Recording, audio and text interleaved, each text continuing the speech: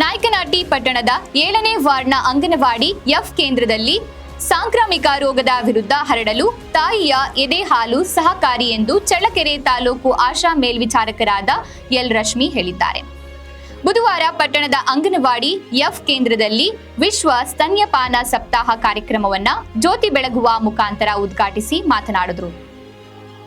ಇದೇ ವೇಳೆ ನಲಗೇತನಹಟ್ಟಿ ಪ್ರಾಥಮಿಕ ಆರೋಗ್ಯ ಕೇಂದ್ರದ ಹಿರಿಯ ಸುರಕ್ಷಣಾ ಅಧಿಕಾರಿ ಸುಕನ್ಯಾ ಮಾತನಾಡಿದರು. ತಮ್ಮ ಮಗುವಿಗೆ ಕನಿಷ್ಠ 1 ವರ್ಷಕ್ಕೂ ಹೆಚ್ಚು ಕಾಲ ಸ್ತನ್ಯಪಾನ ಮಾಡಿಸುವ ತಾಯಂದಿರು ಸ್ತನ್ಯ ಕ್ಯಾನ್ಸರ್ನಂತಹ ಮಾರಕ ರೋಗಗಳಿಗೆ ತುತ್ತಾಗುವುದಿಲ್ಲ.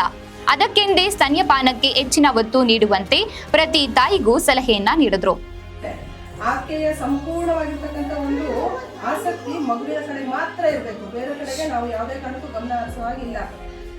2 ಕೈಗಳಿಂದ ಮಗುವನ್ನ ನಾವು ಹಿಡ್ಕೊಂಡಿರ್ಬೇಕು, ಆಧಾರವಾಗಿ ಇಟ್ಕೋಬೇಕು. ಒಂದು ಕೈ ಕುಕ್ಕಿ ಹಿಂಭಾಗ, ಅಲ್ಲಿಂದ ಬೆನ್ನಿಗೆ ಸಪೋರ್ಟಿವ್ ಆಗಿರ್ಬೇಕು, ಇನ್ನೊಂದು ಕೈ ಎದೆಗೆ ಸಂಪೂರ್ಣ ಸಪೋರ್ಟ್ ಆಗಿ ಇಟ್ಕೊಂಡಿರ್ಬೇಕಾಗತ್ತೆ. ಆಮೇಲೆ ಮಗುವಿನ ದೇಹ ಅಲ್ವಾ, ತಾಯಿಯ ದೇಹಕ್ಕೆ ತಾಕಿರ್ಬೇಕು. ಅದರಿಂದ ಏನ್ ಪ್ರಯೋಜನ ಆಗುತ್ತೆ ಅಂತ ಹೇಳಿದ್ರೆ, ಮಗುವಿಗೆ ತಾಯಿಯಿಂದ ಎದೆ ಹಾಲಷ್ಟು ಸಿಗಲ್ಲ, ತನ್ನ ದೇಹದ ಉಷ್ಣಾಂಶ ಮಗುವು ಕೂಡ ಪ್ರಸಾರ ಆಗುತ್ತೆ.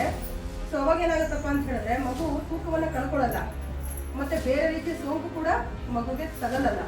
ಅದಕ್ಕೋಸ್ಕರ ನಾವೇನ್ ಮಾಡಬೇಕು, ಈ ಭಂಗಿಯನ್ನ ನಮ್ಮ ಆಶಾ ಕಾರ್ಯಕರ್ತರಾಗಲಿ, ನಮ್ಮ ಅಂಗನವಾಡಿ ಕಾರ್ಯಕರ್ತರಾಗಲಿ, ಅಥವಾ ನಮ್ಮ ಸುರಕ್ಷಣಾಧಿಕಾರಿಗಳಾಗಲಿ, ನಾವು ಡಿಪಾರ್ಟ್ಮೆಂಟ್ ಅಲ್ಲಿ ಕೆಲಸ ಮಾಡ್ತಾ ಇರೋರು ಯಾರೇ ಆಗಲಿ, ಫೀಲ್ಡ್ ವಿಸಿಟಿಗೆ ಹೋದಾಗ ಪರ್ಟಿಕ್ಯುಲರ್ ಆಗಿ ಸ್ಪೆಷಲಿ ಬಾಣಂತಿ ಭೇಟಿಗಳಲ್ಲಿ ಈ ವಿಚಾರಗಳನ್ನ ತಿಳಿಸಲೇಬೇಕು. ಈ ಭಂಗಿ ಮತ್ತೆ ಹೊಂದಾಣಿಕೆಯಲ್ಲಿ ಮಿಸ್ಟೇಕ್ಸ್ ಇದ್ರೆ ಮಗು ಎದೆ ಹಾಲನ್ನ ಕರೆಕ್ಟಾಗಿ ಕುಡಿಯೋದಿಲ್ಲ. ನಿಮ್ಗೆಲ್ಲ ಅನುಭವ ಆಗಿದೆಯಲ್ಲ, ಆಗಿಲ್ವ ಅನುಭವ? ನಮ್ಮ ಆಶಾ ಕಾರ್ಯಕರ್ತರು ತಿಳಿಸಲ್ವಾ? ಬಾಣಂತಿ ಭೇಟಿಗೆ ಬಂದಾಗ ಇದೆಲ್ಲ ತಿಳಿಸಲ್ವಾ? ಆಮೇಲೆ ನಾವು ಎಲ್ಲಿ ಎದೆ ಹಾಲು ಉತ್ಪತ್ತಿ ಆಗುತ್ತೆ ಅಂತ ತಿಳ್ಕೋಬೇಕು ಅಷ್ಟು.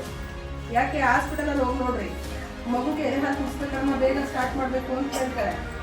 ಮಗು ಜನಿಸಿದ 1 ಗಂಟೆ ಒಳಗಡೆ ಎದೆ ಹಾಲನ್ನ ನಾವು ಪ್ರಾರಂಭ ಮಾಡಲೇಬೇಕು. ಅದೇ ಇರೋದು. ಮಗುಗೇನಾದರೂ ಕಂಡೀಷನ್ ಸರಿ ಇಲ್ಲದೆ ಇದ್ದಾಗ ಅಥವಾ ತಾಯಿಗೆ ಏನಾದರೂ ಸಮಸ್ಯೆ ಆದಾಗ ಮಾತ್ರ ಚೂರು ಲೇಟ್ ಆಗುತ್ತೆ.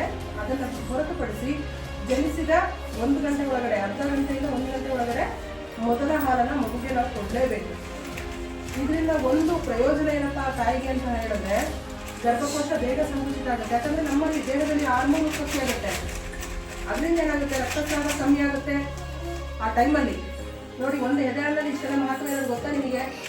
ಆಮೇಲೆ ಬೇಗನೆ ಬಾಂಡಿಂಗ್ ಬೆಳೆಯುತ್ತೆ. ಯಾರಿಗೆ?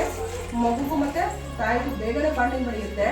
ಆಮೇಲೆ ಮೊದಲ ಗಿಣ್ಣು ಹಾಲು ಅಂತ ಕರಿತೀವಲ್ಲ, ಆ ಗಿಣ್ಣು ಹಾಲು ಕೂಡ ಮಗುಗೆ ಬೇಗನೆ ದಕ್ಕುತ್ತೆ. ಆ ಕೊಲೆಸ್ಟ್ರಾಲ್ ಅಂತ ಕರಿತೀವಿ ಅದನ್ನ, ಆ ಗಿಣ್ಣು ಒಂದು ಹನಿ ಹಾಲನ್ನು ನಾವು ಕೊಡೋದ್ರಿಂದ ಮಗುವಿನಲ್ಲಿ ಏರಳವಾಗಿರ್ತಕ್ಕಂಥ ಒಂದು ರೋಗನಿರೋಧಕ ಶಕ್ತಿ ಬೆಳೆಯುತ್ತೆ. ಇದೇ ಸಂದರ್ಭದಲ್ಲಿ ಆಶಾ ಸುಗಮಾಕರಾದ ಪಾರಿಜಾತ, ಆಶಾ ಕಾರ್ಯಕರ್ತೆಯರಾದ ದ್ರಾಕ್ಷಾಯಿಣಿ, ಮಂಗಳಮ್ಮ, ಜ್ಯೋತಿ, ಅಂಗನವಾಡಿ ಸಹಾಯಕಿ ಕೌಸರ್ ಬಾನು, ಗರ್ಭಿಣಿ ಬಾಣತಿಯರು, ಮಕ್ಕಳು ಇದ್ರು.